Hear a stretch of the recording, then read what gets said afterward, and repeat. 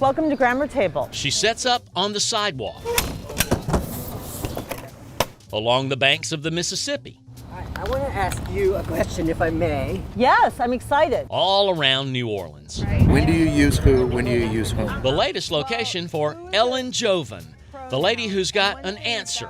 Can help, I think. If you're confused about semicolons, Put the comma inside or outside. or addicted to adverbs, The way people end sentences. step up to the table if you've got a question about grammar. Comma. Yes. Does it always come after an and? With her husband, Ellen hit the road, leaving her home in New York a couple of years ago on a mission across the country. A possessive? A possessive. Yes. Are you talking about a name in particular? Yeah, a name. Faster than a run-on sentence, they line up to learn. Ellen's been a student of sentence structure since she was a kid. You have to see the word relationships. Now she operates like a lifeguard, rescuing dangling modifiers, even providing a personal prescription for perfection. Do you see this is just sort of cutting into the sentence? In real life, she's a corporate communications trainer on a self-appointed assignment to make all America communicate correctly. I'm all about nonlinear communication, Yes, so we can go anywhere. When do I use me and when does me use I? You would say Rose and I sat at the grammar table. Who or whom? Well, it would be who brought the gumbo to whom. Further or farther? I looked farther down the page for something that would discuss the matter further. However, this is not a distinction I always observe. Hi, welcome to Grammar Table. Thank you. Some questions come up, well, right up, like a drive-through. Oh my gosh, this is my favorite one. So far, Ellen and her traveling table have been to 45 states. As you may know, Unsplitting infinitives and making sure subjects and verbs almost always agree. this nice man here, Her husband still stands by her, behind the scenes, behind the camera, making a documentary about his wife, the grammar table lady. I don't know that much about the roots of y'all. If you misplace an apostrophe, do you wind up sleeping on the couch?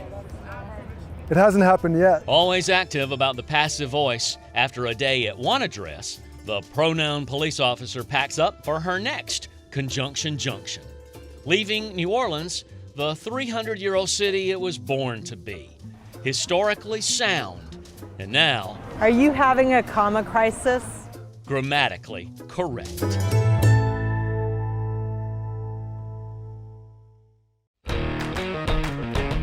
They were just a couple of college kids, teenagers, about to be roommates at Clemson in South Carolina.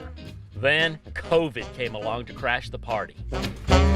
Not only did COVID take away the last couple months of our high school experience, but also took away our entire freshman year of college. That is Luke Conson, It was a nightmare. It derailed our college experience a week before it even began. and that's his best friend, Daniel Balsarac. The hooks that you got are like 4-out hooks. Yeah, that's true. These guys are driven to learn all right, but not online in a computer classroom like a lot of students right now. So they quit college to go on the road, I got These. I bought some more jigs too, I think. dropping out of school for a year and dropping into something that really trains your brain. They've gone fishing across America, starting in Times Square, stopping in every state, angling to catch every state fish. So far, they've hit 25 of the country's best fishing holes. Halfway to the finish line, they're in Louisiana now on Lake Pontchartrain, hoping to snag a speckled trout. Yeah. Why are we doing it? Well, no one has ever gone to all 50 states and caught all 50 state fish before. On this trip, sorry, no 5-star hotel accommodations, just the 5-speed minivan borrowed from Luke's mom. This is a dramatic recreation. The fish are biting, gentlemen. Time to get up. Yeah, pretty soon it'll be time to go back to bed. It's not the education they figured on, but it's the one they figured out. We've been able to meet people and have experiences that honestly you couldn't attain in a million college classes.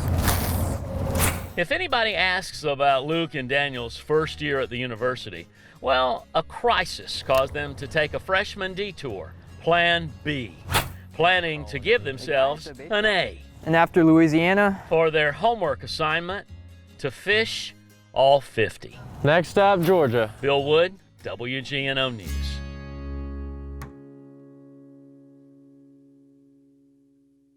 It's a congregation of candles, broadcasting a bright light.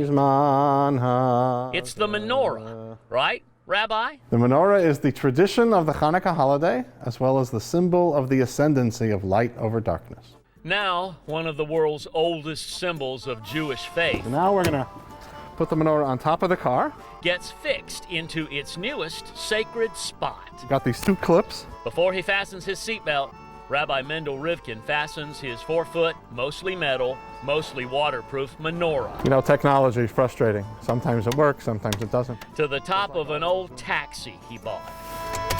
All right, let's hope this thing starts up. With 300,000 miles already on the odometer, it's now on a spiritual journey.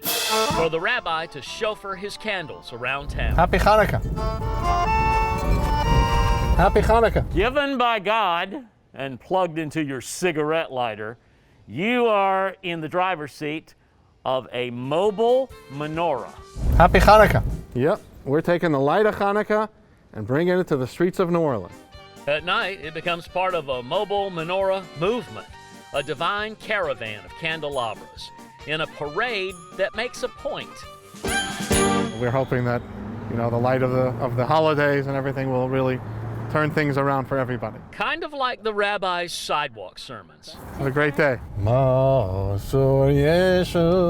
Have you gotten any Hanukkah parking tickets? No, but we got some really nice notes on our windshield left by kind supporters who say how much they enjoyed seeing our menorah. Very positive message Yes, at sir. a very necessary time. Like a holy headlight into the world, a New Orleans rabbi had the faith to hit the road, to let go and let God, to put his religion where his GPS is, and just like in Genesis, to let there be light. Man, this has got to be the longest light in New Orleans. Bill Wood, WGNO News.